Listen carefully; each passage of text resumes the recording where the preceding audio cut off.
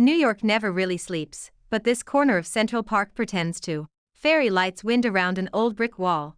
Paper cards flutter on strings like tired birds. Someone dubbed it the wishing wall, and the name stuck. Leah Jones stands on tiptoe to pin up a fresh card. Ink stains her fingers, the back of her hand, somehow her cheek. She blows on the wet letters and whispers the words out of habit. Clouds will part, moonlight will stay, your heart remembers the way home. The spell is short, simple, written for an anxious college girl who messaged her at 3 in the morning. Spell notes: Leah's anonymous account has a few 100,000 followers who think her little handwritten spells are magic. Leah knows they are just words. Warm, steady words for people whose brains run too fast. She hops down from the low ledge and tucks her pen behind her ear. Her backpack is heavy with cardstock and cheap brushes. Rent is due in 10 days. Her aunt's latest lecture about real jobs echoes in her head. Maybe this month we will not panic, she mutters. Maybe just mild concern. Behind her, something hits the pavement with a sickening thud. Leah spins around. A man in a dark suit crumples near the base of the wall, one hand to his head, blood already seeping between his fingers. Two figures in black hoodies sprint in the opposite direction, vanishing into the trees. Her brain goes blank, then slams into motion. Hey, she calls, dropping to her knees beside the man. Sir, can you hear me? His eyes snap open. They are pale, almost silver, unfocused and wild. Every muscle in his body is rigid. Do not touch me, he rasps, breath coming fast and shallow. Where am I? What happened? Who are you? His hand scrabbles for purchase, grabbing her wrist so hard it hurts. Leah flinches, but forces her voice to stay calm. You are in Central Park, she says. You took a hit to the head. I am Leah. I am calling an ambulance. She reaches for her phone with her free hand. His grip tightens. No hospital, he says. No press. No one. Please. His chest heaves.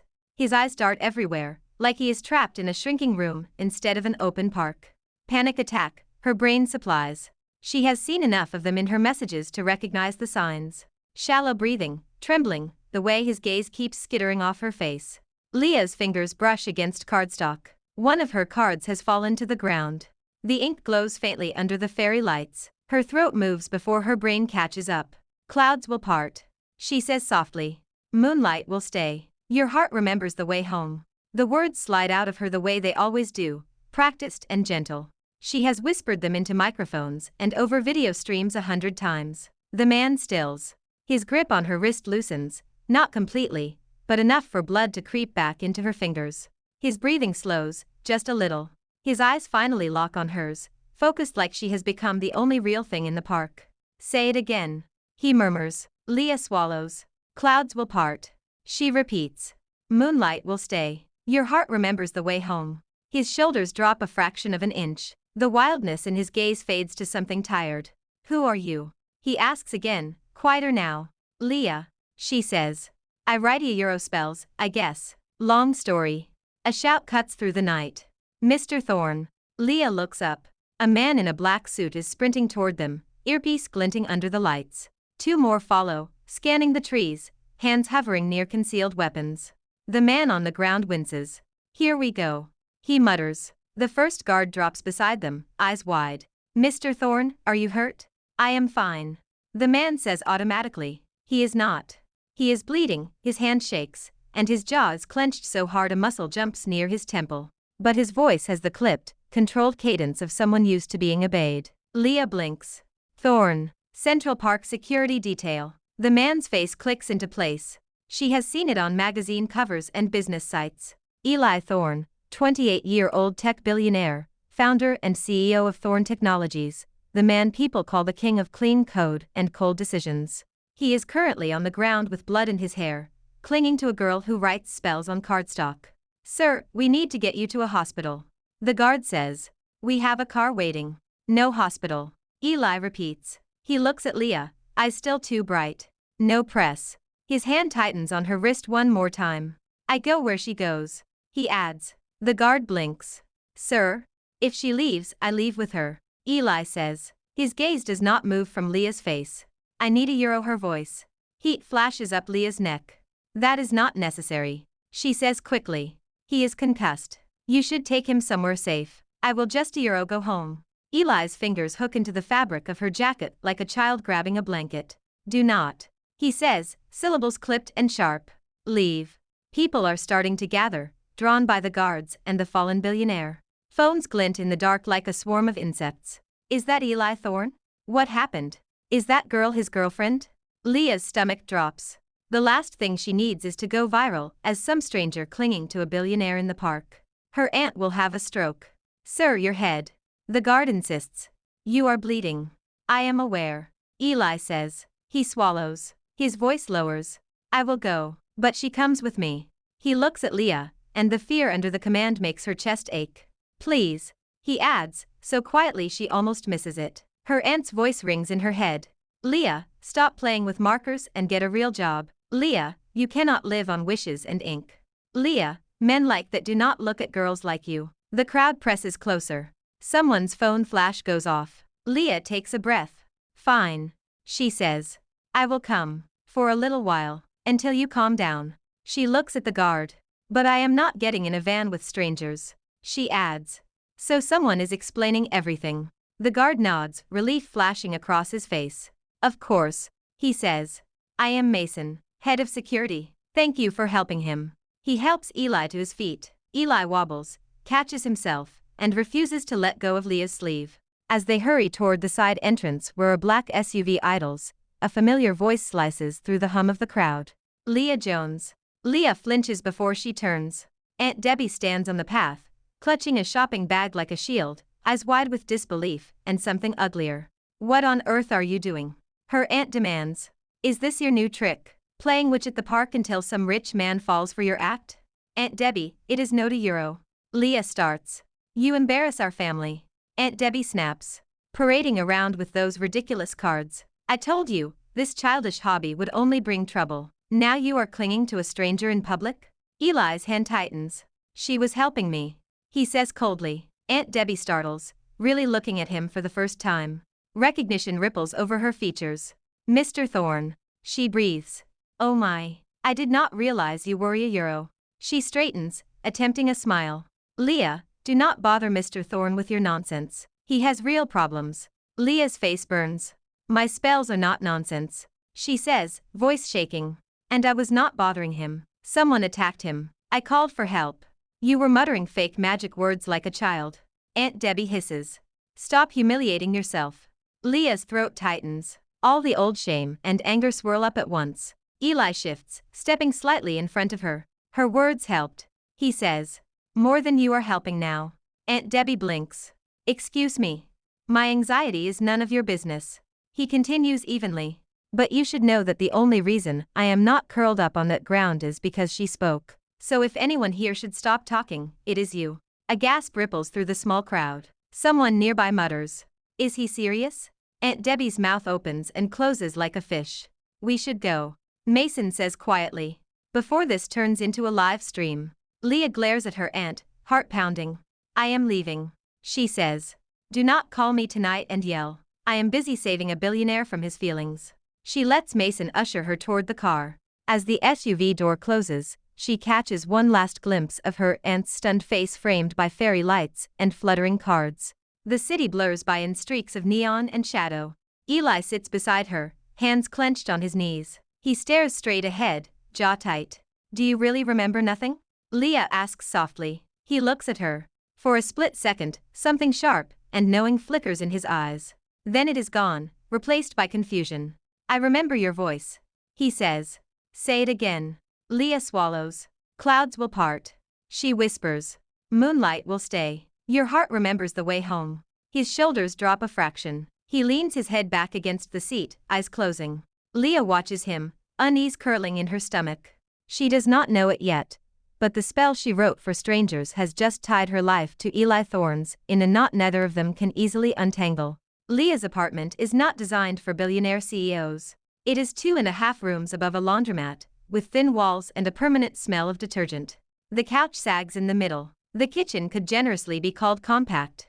Eli stands in the doorway like he has been dropped into an alien habitat. You live here. He says. Do not say it like that. Leah mutters. It is cozy. And the washing machines downstairs are very soothing. Mason has already done a sweep, checked the locks, walked through every inch with military thoroughness. Leah hovers, clutching a chipped mug of tea. I do not understand why he has to stay here, she says. You have security buildings, safe houses, private clinics. We do, Mason says quietly. But he is refusing to go anywhere without you. If we drag him out, it will escalate his panic. We do not have time for that tonight. Leah glances at Eli.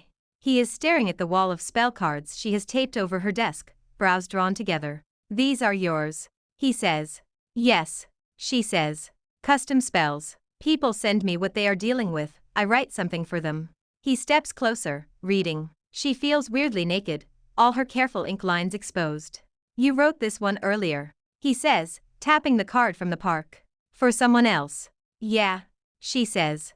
She has a big exam coming up. She panics when she thinks about it. He traces the letters with his eyes, not touching the paper. It worked on me, he murmurs. Does that make me ridiculous? No, Leah says firmly. It makes you human. Mason clears his throat. I will have a small team outside the building, he says. If anything feels off, call me immediately. Leah looks at him. How long is this going to last? She asks. I cannot just host a billionaire forever. Until we are sure whoever attacked him is contained, Mason says. And until he is stable. Leah blows out a breath. Fine, she says. But he is not sleeping in my bed. He gets the couch. I have slept on worse, Eli says. He has taken off his tie and jacket, rolled his sleeves up. The bandage on his head is a stark white line against dark hair. You have slept on worse than my couch, Leah asks. Impossible. The corner of his mouth twitches. Crash couches in data centers, he says. Airport benches. The floor of my first office. This is luxury. Leah flushes. Do you remember your office? She asks cautiously. A strange look crosses his face. For a moment, the confusion drops. Yes, he says slowly. I remember far too much. Leah's heart stutters. So you are no to The mask slams back into place. He blinks, gaze going distant. I remember numbers, he says.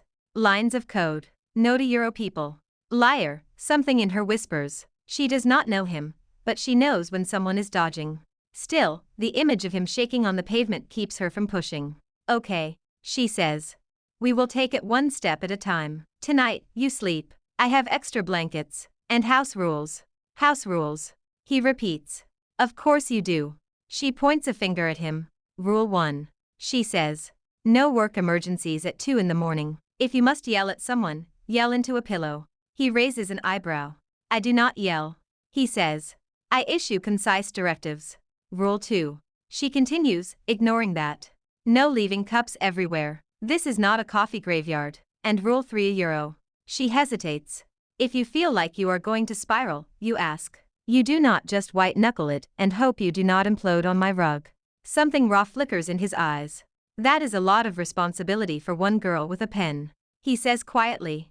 Too late, she says. You imprinted on my voice like a baby duck. You are my problem now. He huffs out a laugh, surprised. Quack, he says. She smothers a smile. You are concussed, she says. I am going to pretend you did not say that. They muddle through the first night. Leah tries to sleep, but every creak in the old building makes her sit up, listening for footsteps. At 3 a.m., she gives up and pads into the living room. Eli is awake, sitting on the couch in the pale light from the street lamp, elbows on his knees, hands pressed over his face. Hey, she whispers. You okay? He does not look up. I cannot breathe, he says through his fingers. It feels like the walls are getting closer. They are old and tired, Leah says. They are not going anywhere. He laughs weakly. It sounds wrong. Can you He starts, then stops. His shoulders tense. I am fine. It will pass. That is not how this works, Leah says. She sits on the coffee table in front of him, forcing him to see her. Look at me, she says softly. He drags his hands down his face and meets her eyes. His pupils are too big, his jaw clenched. Say it, he whispers. Her chest tightens. Clouds will part, she says. Moonlight will stay. Your heart remembers the way home. His breathing hitches on the first line, then slams into a different rhythm, slower, deeper. She watches the tension ease out of his shoulders inch by inch. He closes his eyes. Again, he says. She does, until the words feel like a heartbeat between them. By morning, he is sprawled on the couch, one arm flung over his face, snoring very softly. Leah stares at him, thumb hovering over her phone camera. Do it. A voice whispers. She jumps. Mia stands in the doorway, key still in the lock, hair in a messy bun, phone already recording. Do not sneak into my apartment. Leah hisses. You sent me 10 messages last night. Mia says. Billionaire in my living room is not something you drop and then go offline for hours. Leah drags her into the kitchen and explains everything in a whisper, gesturing wildly. Mia listens, eyes getting bigger and bigger. So you basically adopted a very expensive stray. Mia says when she is done. Leah, this is the content gold mine I did not know we needed. This is not content. Leah says, horrified. This is a security situation. Mia peeks over her shoulder at Eli again. He looks less murder robot than in the magazines. She says. More like a Euro sad golden retriever who writes code. Mia. Leah warns. Fine. Mia says. I will not post anything. Yet. But if he ever agrees, we are doing a billionaire here's your spells, so you do not have to series. Eli stirs, blinking awake. He squints at them. How long have you been standing there? He asks. Long enough to know you snore cutely. Mia says. He groans. Wonderful. He mutters. I lose my anonymity and my dignity in 1 week. Leah snorts. You lost your anonymity years ago. She says. Your dignity was optional. He throws a pillow at her. It misses by a mile. She laughs, the sound surprising her. For a little while, between grocery runs and whispered spells, between Mia's jokes and Mason's check-ins, the fear outside feels like it belongs to another city. But every time Leah catches Eli staring at the news on his phone, jaw tight as anchors talk about mysterious irregularities. At Thorn Technologies, she remembers the men in hoodies, the thud of him hitting the pavement, the way he said, no press. Like a prayer, something ugly is coming, and she is standing in the middle of its path. The invitation arrives on cardstock that is much more expensive than Leah's. Her aunt calls first. Leah. Aunt Debbie trills. I have the most exciting news. Some friends of mine are hosting a little afternoon tea at the Carlton Hotel. Very exclusive. They have requested that you attend. With Mr. Thorne. Leah stares at her phone. Why? She asks. Oh, do not be dense. Aunt Debbie says. You went viral. Of course people are curious. It is a chance for you to meet real people. Investors. Patrons. If you play your cards right, you might even get an actual career out of this little Euro phase. Leah's hand tightens around the phone. This phase pays my rent. She says. With how many roommates? Aunt Debbie sniffs. 3 o'clock tomorrow. We're something that does not look like you knit it out of anxiety. The line goes dead. Leah groans into the couch cushion. Let me guess. Eli says from the kitchen. Afternoon tea with sharks. She lifts her head. How did you know? He holds up his own phone. Blair sent the same invitation. He says. The name lands between them like a stone. Blair Gray. Leah asks. Your partner? Ex-partner. He corrects. Or he will be, as soon as the board signs the paperwork. Leah chews her lip. You remember him. She says. Clearly. He meets her gaze. For once, he does not look away. I remember everything. He says quietly. The attack. The months leading up to it. The numbers that did not add up. The shell companies. Blair telling me to relax while he stole from underneath us. Leah's stomach flips. So the amnesia Euro. She starts. Was convenient. He says. Partially true, mostly not. She stares. You lied. She says. Yes. He says. I panicked. I saw a way to get Blair to drop his guard. He thinks I am fragile now, easy to push aside. He thinks you are a silly girl with a pen. He underestimates both of us. I thought I could use that. By moving into my apartment and pretending you did not remember your own name. She demands. He winces. When you put it like that, it sounds worse. He says. It is worse, she says. You made me rearrange my whole life because you acted like my voice was the only thing keeping you together. It is, he says. She blinks. The panic is real. He continues. The anxiety is real. Your voicey Euro is what cuts through it. I did not fake that. I faked forgetting other things. I am sorry. The words sound heavy, dragged out of somewhere deep. Leah crosses her arms, trying to hold herself together. If you had asked for my help, she says. I probably would have said yes. You did not need to manipulate me. I know. He says. I am not used to asking. I am used to deciding. He looks at her, throat working. I would understand if you kicked me out. He adds. But Blair has already noticed you. He has already tried to use you as leverage through your aunt. You are in this whether you like it or not. I would rather you stand next to me on purpose. It is infuriating that he is right. Leah thinks of Blair, the charming smile she has seen in glossy profiles, the subtle digs in the email he sent her so kindly, inviting her to tea.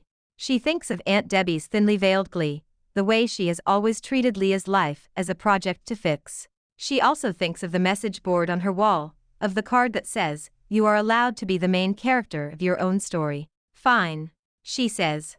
I will go to your stupid tea. I will smile and try not to spill anything on the tablecloth. But after that, we talk about boundaries. And about how lying is not a love language. Something like hope flickers in his eyes.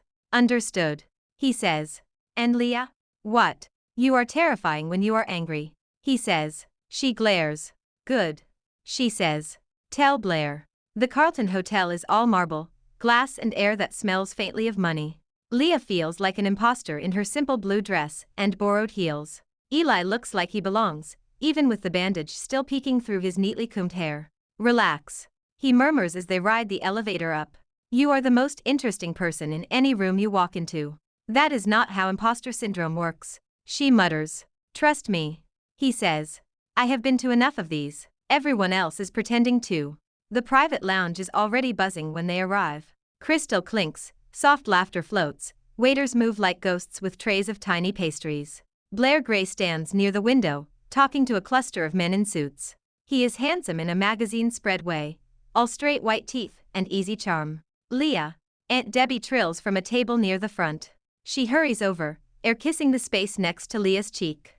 Mr. Thorne, how wonderful you could join us. Blair approaches, arms outstretched as if greeting an old friend. Eli. He says. You look well. I was worried after Euro everything. I am sure you were. Eli says. His voice is polite and cool. Only Leah, standing next to him, feels the tension in his arm. And this must be Leah.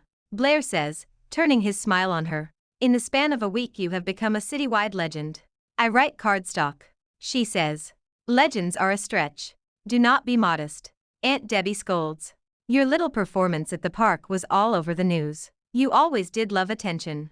Leah's jaw tightens. She loves helping people. Eli says. That is different.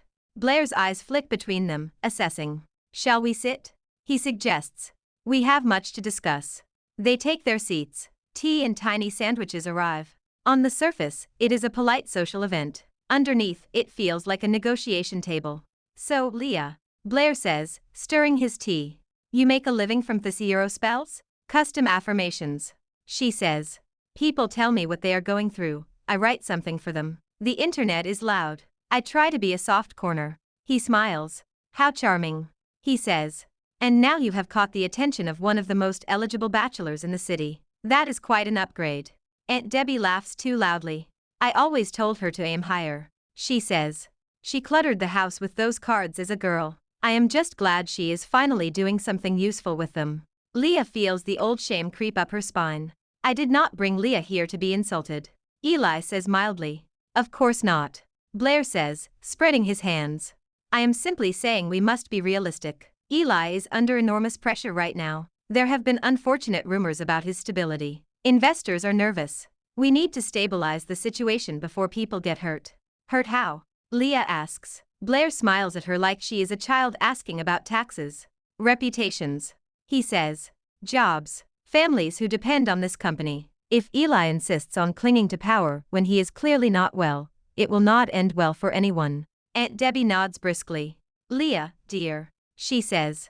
You have always had a soft heart. Maybe you can convince him to rest. Let someone else take some responsibility. There are other men out there for you. Safer ones.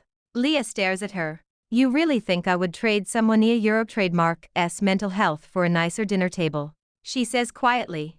Do not be dramatic. Aunt Debbie huffs. Blair leans forward, voice dropping. Look. He says. Everyone has a price. Tell me what you need to walk away. A nicer apartment. Funding for a proper book launch. I can give you a life where you do not have to hustle for likes and pity tips. Eli's hand curls into a fist under the table. Leah feels something inside her snap. For the record. She says, voice steady. I was writing spells long before your friend fell at my feet in a park. I do not need your money or permission to keep doing it. And if you think I would sell him out just to make you feel in control, you are not half as smart as the magazines say. Blair's smile disappears. You are making a mistake. He says softly. You are in over your head. Eli is not who you think he is. You are right. Eli says. He stands. For a moment, the room keeps buzzing. Then conversations falter as people notice the man at the center of too many headlines rising to speak. I am much worse. He says. And much better. Blair stiffens. Eli. He says warningly. No more games. Eli says. Leah deserves the truth. So does everyone else in this room. He reaches into his jacket and pulls out a slim folder. Mason appears as if conjured, placing a tablet beside the teapot. Over the last year, Eli says, someone has been siphoning money from Thorn Technologies into a web of shell companies, covering his tracks with fake invoices, forged signatures, clever little lies. I assumed it was a competitor. Then I realized the pattern was too personal. Blair's face goes pale, then flushed. You cannot be serious. He snaps. This is slander. Eli taps the tablet. Numbers, charts and emails appear on the big screen at the front of the lounge, hijacking the slideshow meant for a charity presentation. A murmur swells. This is not slander. Eli says. This is evidence. Every account, every fake vendor, every transfer into your side projects, Blair. Aunt Debbie gasps. You said this was about helping him. She whispers. Blair ignores her. You had a panic attack a week ago. He hisses at Eli. You are unstable. Are you really going to air your dirty laundry in front of investors? Yes. Eli says simply. I am done hiding the parts of me that make people uncomfortable. He looks out at the room, shoulders square. I live with an anxiety disorder. He says. It is messy. It is inconvenient. It is also mine. Blair tried to use it against me. He staged an attack, then tried to paint me as too fragile to lead so he could take control. When that failed, he tried to use Leah as bait. Heads swivel toward Leah. She resists the urge to sink under the table. That ends today. Eli finishes. I would rather run a smaller company with honest people than a giant one built on lies. Mason steps forward. The police have been notified. He says calmly. They are waiting downstairs. Mr. Gray, I suggest you cooperate. For a heartbeat, Blair looks like he might try to bolt. Then he laughs, harsh and ugly. This will ruin you. He spits. When people see how broken you are, they will run. No one wants a CEO who needs a babysitter with a marker to keep him from shaking. Eli's jaw flexes. Then they can run. He says. I will build something new. And Leah is not my babysitter. She is the woman I love. Her spells are the reason I am still standing here instead of hiding in a dark room. The word love hits Leah like a physical force. Blair sneers. You will regret this. He says. He does not get to say more. Security flanks him, guiding him out as the room buzzes, phones already out, messages racing through invisible channels. Aunt Debbie looks at Leah, eyes wide, voice shaking. You Euro love? Leah stands too. She is shaking, but not from fear. Yes, she says. And I am not trading that for your approval or his money. Aunt Debbie opens her mouth, closes it again. For once, she has no script. Leah turns to Eli, heart pounding. You love me. She says under the murmur of the crowd. His eyes are raw. I was going to say it in a less dramatic setting. He admits. Preferably without fraud charts. A laugh bubbles up in her throat despite everything. Too late. She says. You already went full telenovela. He huffs out a breath that might be a laugh or a sob. Do you hate me? He asks quietly. She thinks of the lies, the performance, the way he moved into her life like a storm. She also thinks of his shaking hands at 3 a.m, his careful attention every time she read a spell, the way he stepped between her and her aunt without hesitation. Maybe a little. She says. But I love you more, which is infuriating. Relief floods his face so fast it makes her chest ache. Then we will figure the rest out. He says. They do not know yet that Blair is not finished. He is too proud, too cornered. But for the first time since the park, Leah feels like they might actually have a chance. Blair does not slink away quietly. For a few days, things almost feel normal. Normal for Leah now includes investors' meetings, security check-ins, and recording spell audio in Eli's sleek home studio for a pilot app Thorn Tech is building around her voice. Spellline, Mia dubbed it during a brainstorming session. The name stuck. You realize you are turning my messy notebook into a product line. Leah tells Eli as he adjusts the microphone height. He smiles. Into a lifeline. He says. People already use your spells to cope. We are just scaling the comfort. She reads into the mic, voice steady. Your fear is loud, she says. But it is not the only sound. Listen for the small, stubborn part of you that stayed.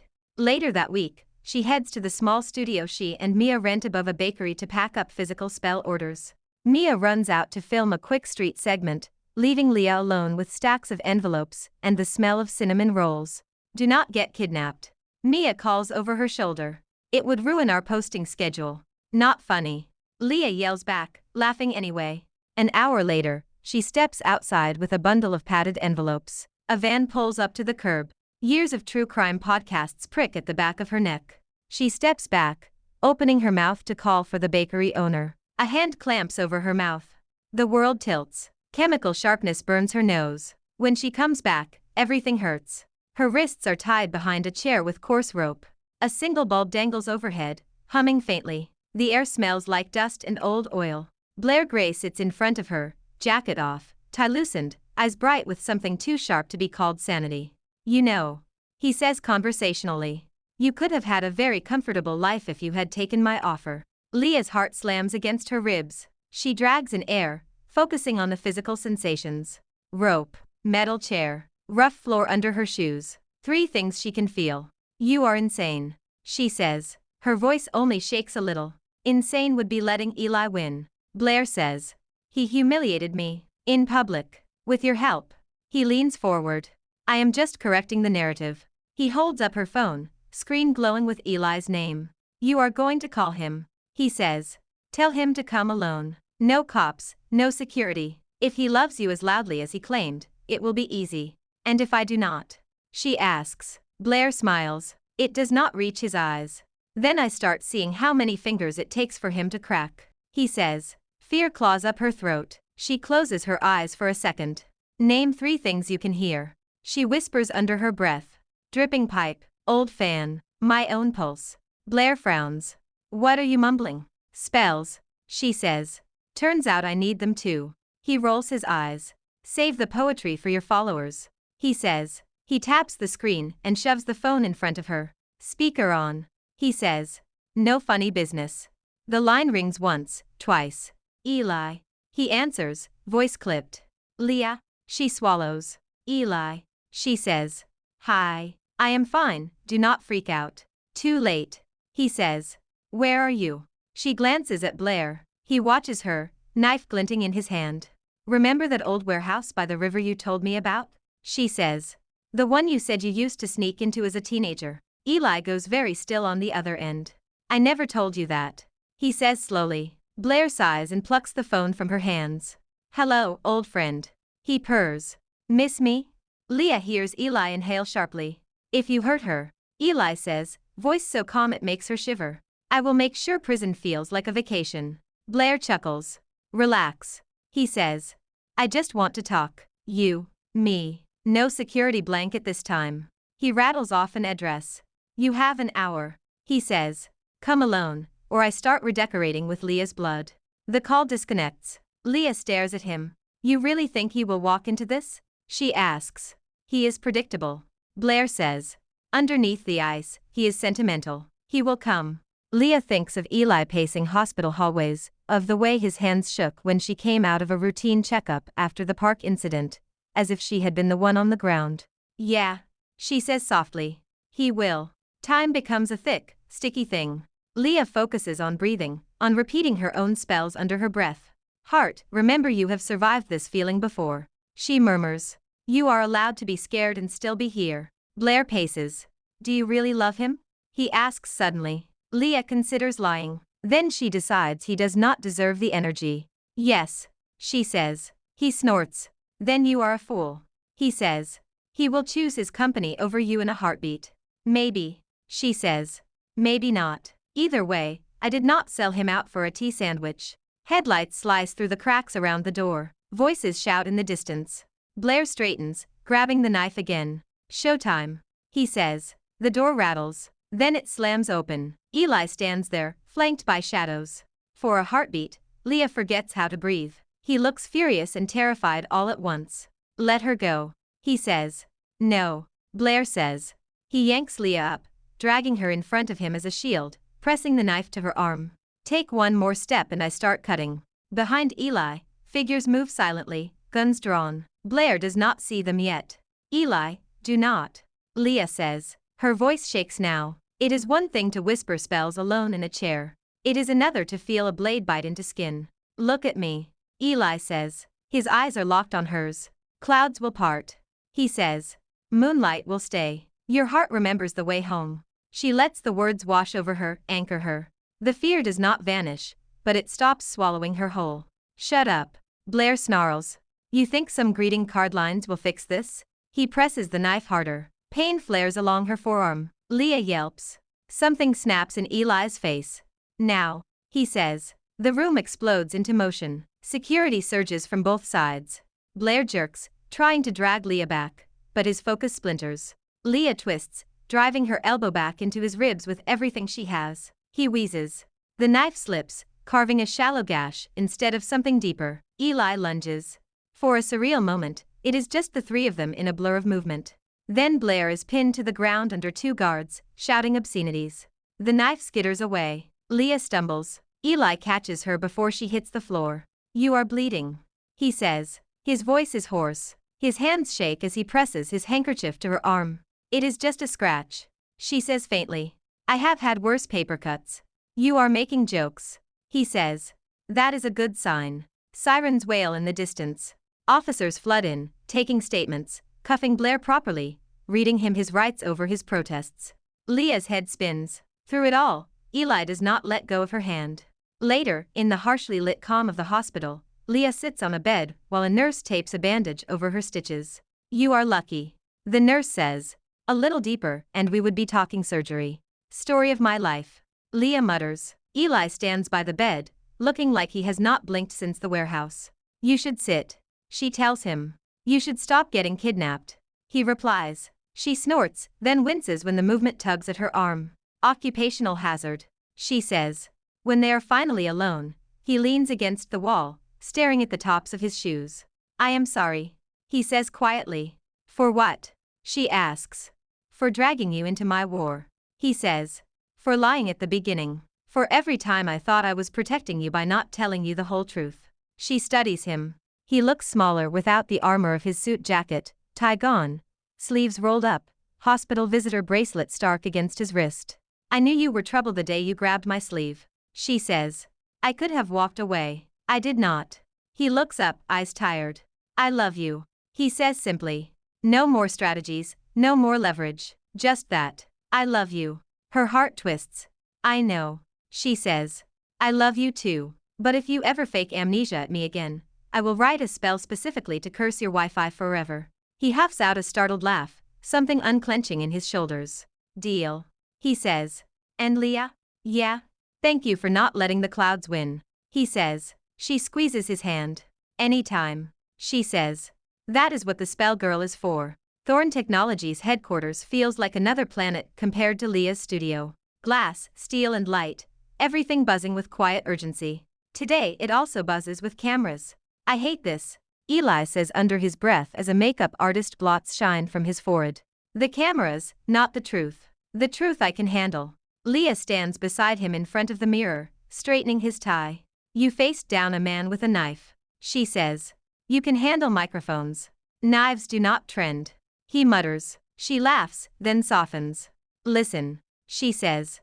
Grounding spell, CEO edition. He sighs but closes his eyes.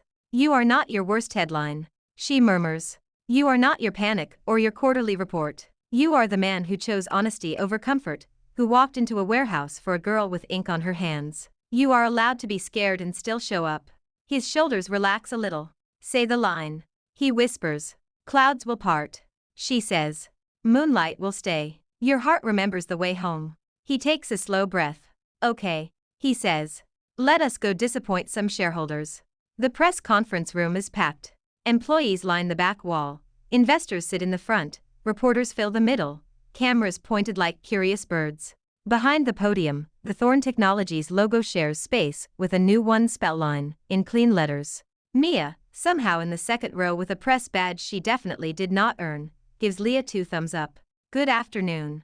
Eli begins. His voice wobbles once, then steadies. He talks about Blair's crimes, the internal investigation, the measures being taken. He does not sugarcoat. Then he does something no publicist would ever advise. I also need to talk about something more personal. He says.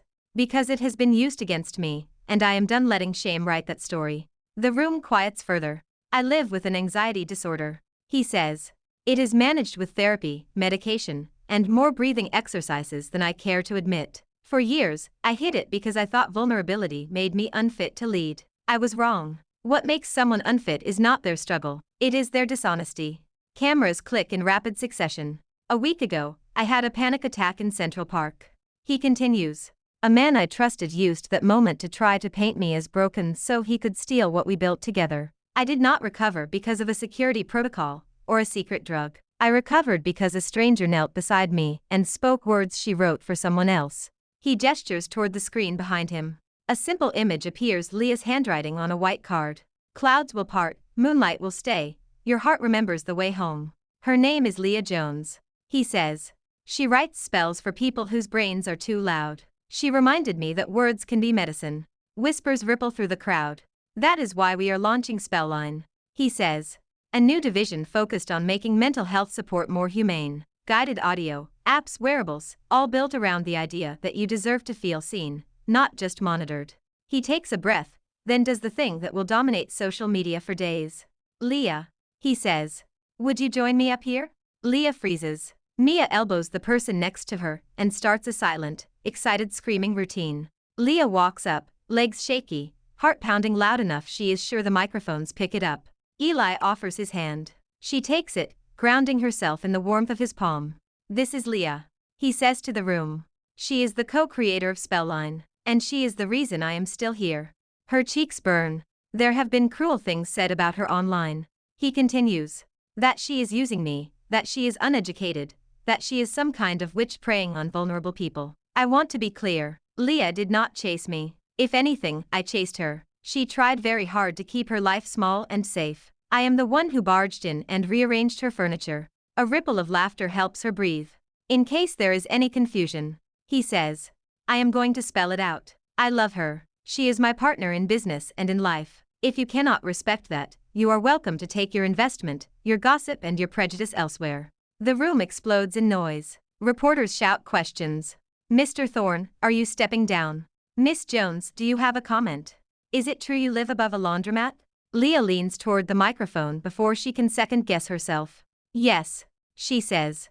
I live above a laundromat. The spin cycles are very soothing. And no, I am not using him. I was perfectly capable of writing spells and paying my rent before he fell in front of my wall. He is just an overachiever. Laughter bubbles through the room again. Eli looks at her like she hung the moon. And since we are sharing everything, he says, voice dropping just a little. There is one more thing I would like to ask. Before she can process that, he is moving. He drops to one knee. The room gasps as one collective organism. Absolutely not. Leah hisses under her breath. You are not doing this here. Too late. He whispers back. No more hiding, remember? He pulls a small box from his pocket, flicks it open. Inside is a ring, simple and bright. She can just make out the tiny letters etched on the inside band. Clouds will part. Leah Jones. He says, voice carrying despite the chaos. You met me at my worst. You held my hand while I shook. You told my aunt off, and my ex-partner, and my own fear. Will you marry me? Will you keep reading me spells when my brain lies to me? Will you let me spend the rest of my life trying to deserve you? Her eyes sting so badly she can barely see. Say yes. Mia mouths from the second row, silently screaming. Leah laughs through her tears. You are ridiculous. She says into the mic. And dramatic. And occasionally an idiot. A nervous chuckle ripples through the crowd. But, she adds. You are my idiot. So yes. Obviously, yes. Applause crashes over them, as he slides the ring onto her finger, and stands to kiss her, brief and soft, cameras flashing like fireworks. It is messy in public and overwhelming. It is also perfect. The wishing wall looks different now. There are more cards than ever, taped and pinned, and tied in layers. Some of them quote Leah's spells. Some are new words entirely, written by strangers in shaky or careful hands. When Leah and Eli arrive hand in hand one cool evening, people notice. That is them. Someone whispers. Spell Girl and the Anxious Billionaire. Leah laughs quietly at the nickname. It could be worse. She tells Eli. They could have called you Spell Boy. Do not give them ideas. He says. They weave through the small crowd to a clear spot on the wall. Leah pulls a fresh card and her favorite brush pen from her bag. Writing for yourself this time? Eli asks.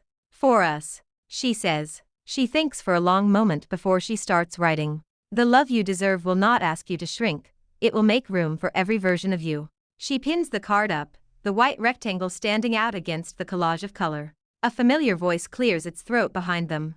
Leah. Aunt Debbie says. Leah turns. Her aunt looks smaller somehow, shoulders not quite as straight, clutching a grocery bag instead of a designer purse. I saw your press conference.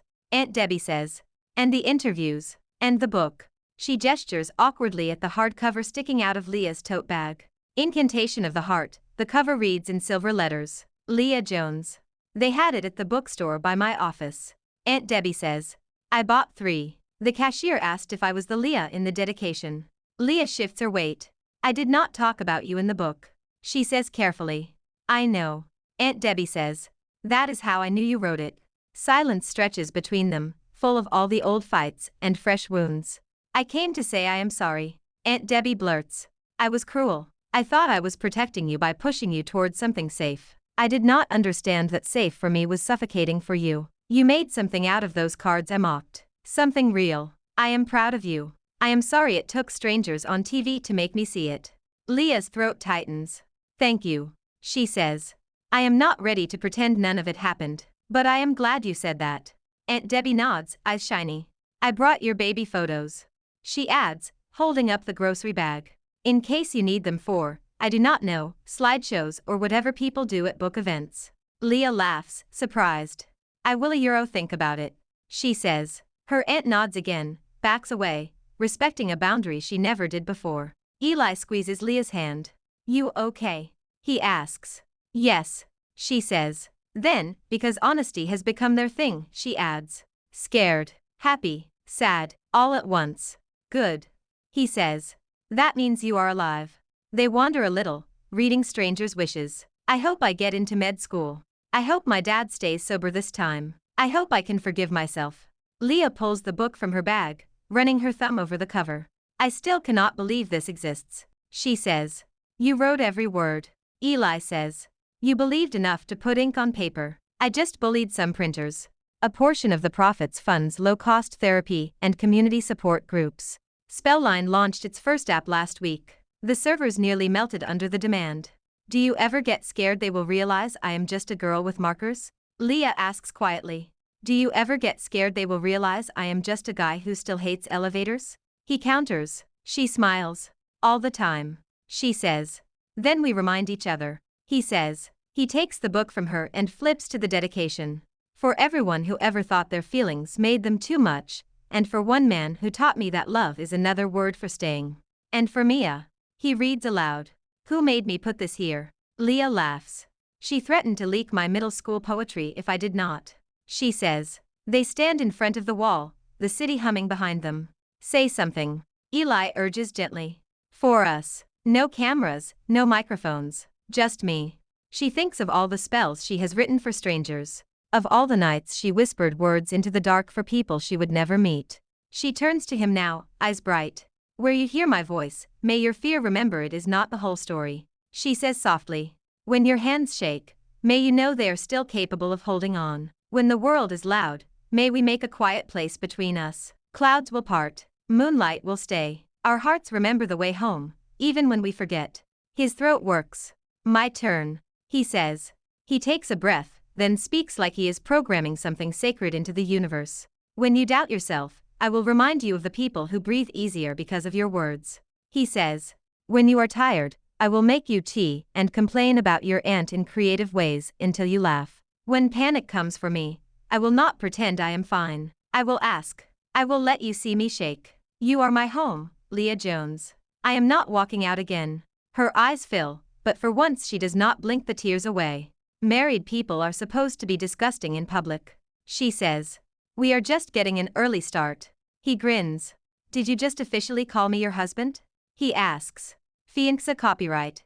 She says pointedly. Do not rush the spells. We have a whole wedding to plan. That reminds me. He says. Mia wants to know if she can live stream the cake tasting. Tell her only if she wears a spell card as a hat. Leah says. She will. He says.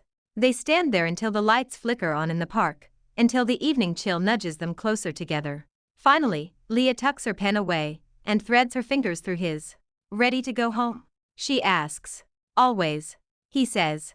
They walk away from the wall, from the fluttering paper prayers and inked hopes, into a city that is still loud and messy and imperfect. Leah knows they will fight. They will have days when the clouds feel heavier, when the spells do not seem to work, when panic and doubt whisper old lies. But she also knows this: she is no longer writing only for strangers. She is writing for herself, for the man who fell at her feet and chose to stay, for the life they are building, one card, one breath, one messy, honest confession at a time. Clouds will part, moonlight will stay, and their hearts, stubborn and soft, will keep remembering the way home. Thanks for watching. Follow for more romance stories.